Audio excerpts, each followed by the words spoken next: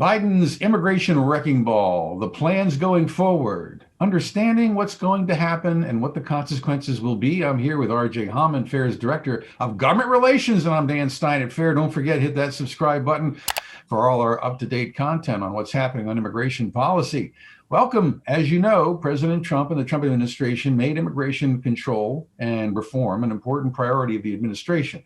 A range of things were done, primarily at the executive level, to improve border security, improve the efficiency and operations of our court system, stop asylum fraud, and many other ways, close loopholes, protect American jobs, American labor.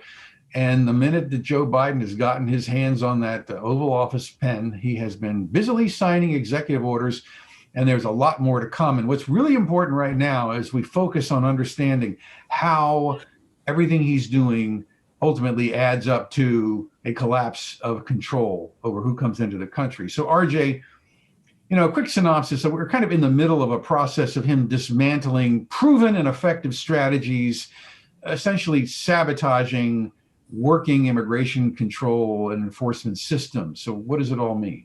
Yeah, Dan, don't even know where to begin. Obviously, last week on day one, Biden, we already knew this was going to happen. He had a campaign platform where he promised to amnesty everybody and gut immigration enforcement, both in the interior of the country and the border. But again, on day one, his first day in office, right when he entered the Oval Office, he puts illegal aliens first and Americans last. He had a big first day. He issued about 17 executive orders, multiple agency directives, and sent his first bill to Congress. And even though we're in the middle of a global pandemic and an economic crisis that expands well beyond the immigration issue was his top priority. Of those 17 actions, only 3 dealt with coronavirus, 2 with the economy, then 2 with climate, 2 with racial equity, 1 with ethics, but 6 dealt with immigration. And then on top of that, he introduces or rolls out a proposal of a mass amnesty bill called the U.S. Citizenship Act of 2021, which would give a pathway to citizenship amnesty to over 11 million illegal aliens, a little bit over 14 million as FAIR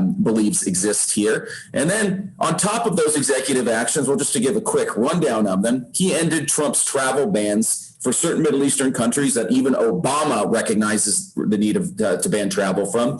He gutted Trump's enforcement priorities within the country and many other things, but also his agencies did 2 directives as well. They ordered a 100-day pause in deportations, including criminals with felonies, and suspended the Remain in Mexico program, also known as migrant protection protocols, that provided many of those who are doing frivolous asylum claims, making them remain in Mexico while the claims are adjudicated, not coming into the country and then disappearing. So he sent the signal, again, that he doesn't care about the American worker, the integrity of our system. Him and all his open borders honchos that are going to be staffing up federal agencies are already hard at work. But again, we'll be fighting the fight.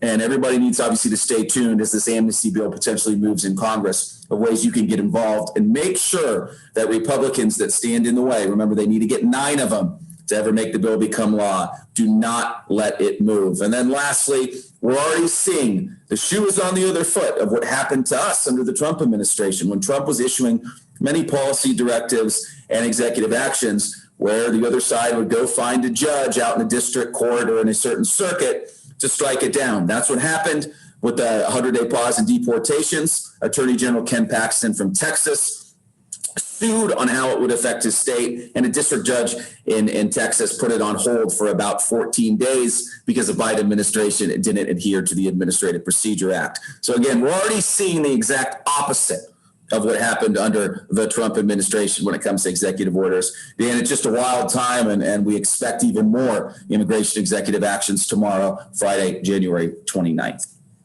Yeah, I think in Texas, the state sued to enforce an agreement that they had made just before Trump left. Mm-hmm. So suit was based on that.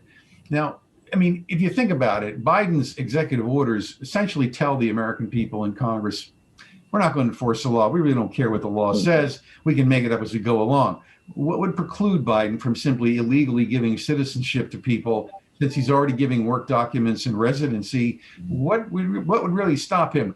Why does he really feel he even needs to go to Congress to get this mass amnesty in place. Yeah, Dan, that's a fear that obviously we have. I mean, we've seen some of the most radical proposals being floated out there before Biden took office, talking about giving TPS to every illegal alien here, potentially, deeming a lot of these illegal aliens as essential workers, kind of solidifying reliance on cheap foreign labor across many industries. There was a discussion back under the Obama administration that a lot of very far left-wing and open borders people wanted him to go well beyond DACA and pardon everybody who came here illegally. Now, that even the Obama administration, Cecilia Munoz at the time, said that they didn't have the constitutional ability to do so. But you're going to start seeing that push internally.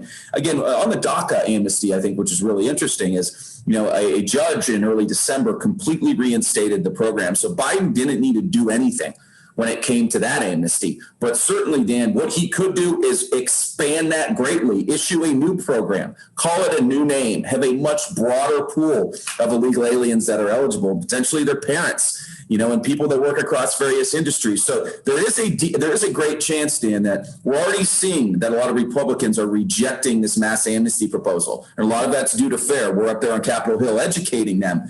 But Biden could quickly realize that and say, crap, I need to deliver for the open borders lobby and this far left radical fringe within my party. How do I do that? Do I pursue smaller immigration bills and maybe Republicans will come aboard? Or do I get that pen out and do something absolutely wild? And I guarantee you they're cooking up things behind the scenes that they could sign at any given moment. Yeah, a lot of our concern was that Biden had a lot of commitments he wanted to make in a lot of areas, but really opening the borders and just letting the U.S. be a doormat is kind of a freebie. Kind of we'll give away visas to our constituencies, and they think it's somehow on the cheap. Democratic voters apparently believe, some of them, that there ought to be some kind of amnesty program, but they don't think it's a priority. If anything, they think there's a whole range of other things that the administration ought to be focusing on, including the pandemic and putting Americans back to work. Take a look at some of the things that Biden has already done of rolling back the H-1B and the H-4 work reforms. These are going to, among other things, dramatically increase foreign labor in the U.S. labor market. He seems to want to turn a blind eye to labor competition. And, at the same time, they're destroying public education. And so apparently have been sold by corporate America with the idea that Americans are unemployable when they come out of school. So we'll rely on foreign students who've been trained in a better system.